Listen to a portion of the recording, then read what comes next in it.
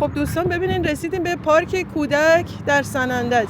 همه سنندج طبیعت و میشه گفت پارکه، اصلا همه جاش چون فضای سبز و جاهای قشنگ داره، ولی حالا اینجا هم باز یه جور پارکی درست کردن برای مردم که پارک کودک. الان ببینید اونجا سیرک هم اومده که اون سیرک هم هر شب از ساعت 10 شب برنامه داره، سیرکی که اون بالا الان برپا کردن.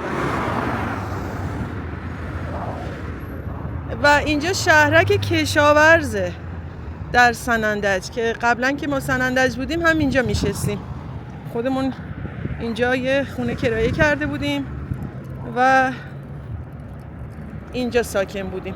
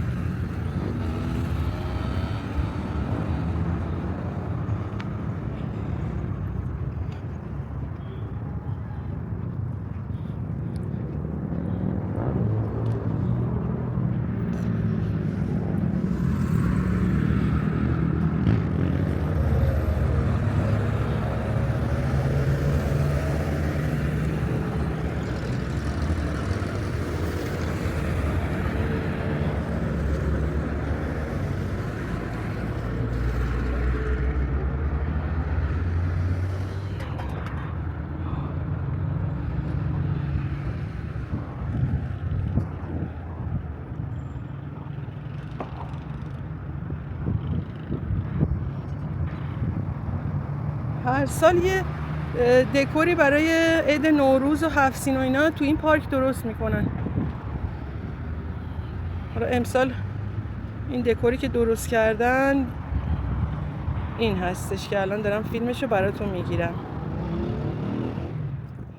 خب دوستان اینجا هم پارک کودکیه که از اون سمت خیابون اومدیم این سمت و گفتم باز براتون فیلم بگیرم. اینجا رو ببینین،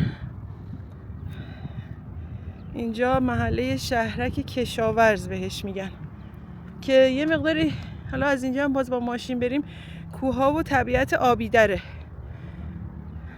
که اونجا هم یه تفریحگاه و یه تفرجگاهی هستش برای مردم و مسافرایی که میان.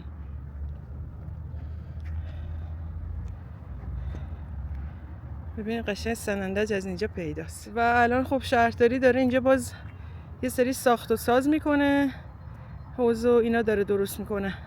یه استخر بزرگ این بالا بود، اونو کلا جمع کرده، پله و اینا گذاشته و یه سری آبنما و حوض هم داره اون پایین درست میکنه که فعلا در دست تعمیر هستش. اون سیرکه که بهتون گفتم.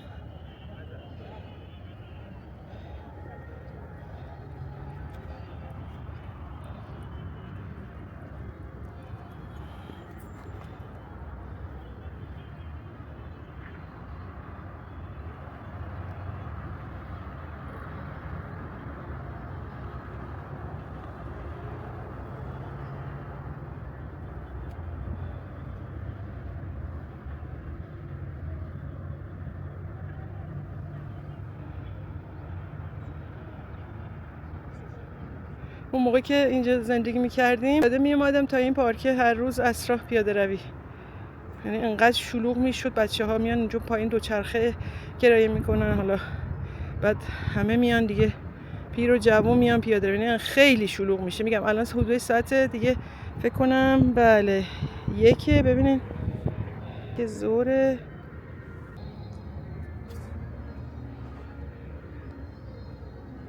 ببینین اون بالا هم یه سری تفریحگاه و وسایل بازی برای بچه‌ها گذاشتن.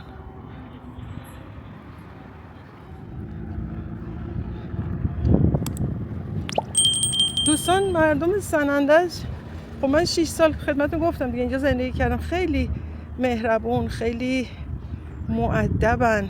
مثلا مغازه‌دارا و فروشنده هاشون خیلی با مشتری ها مؤدب برخورد میکنن، خیلی مردم دارن، مردمان زحمتکش و صبوری هستن. یعنی چیزایی که تو این چند سال خوب اینجا زندگی کردم متوجه شدم، واقعا مردمان خوبی هستن.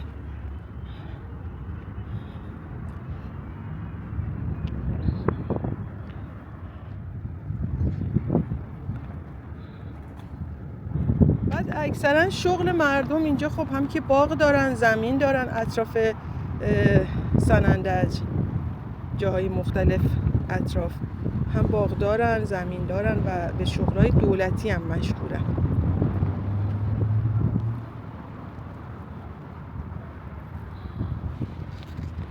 مثلا دست فروش تو بازار زیاده، ولی اونا دست فروشایی نیستن که آدم بگه مثلا شغلش فقط دست فروشی. الان مثلا می‌بینی باغ داره، باغدار، زمین داره، اینجوری.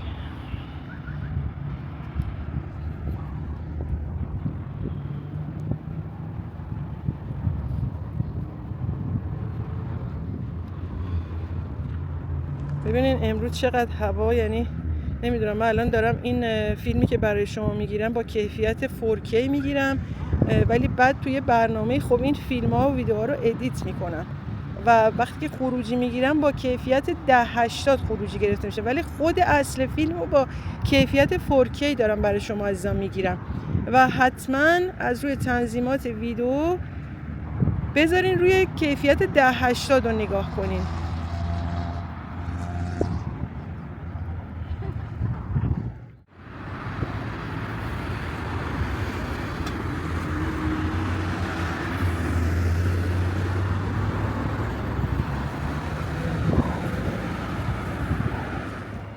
سلام دوستان عزیزم، امروز اومدیم به میدان کوزه بشان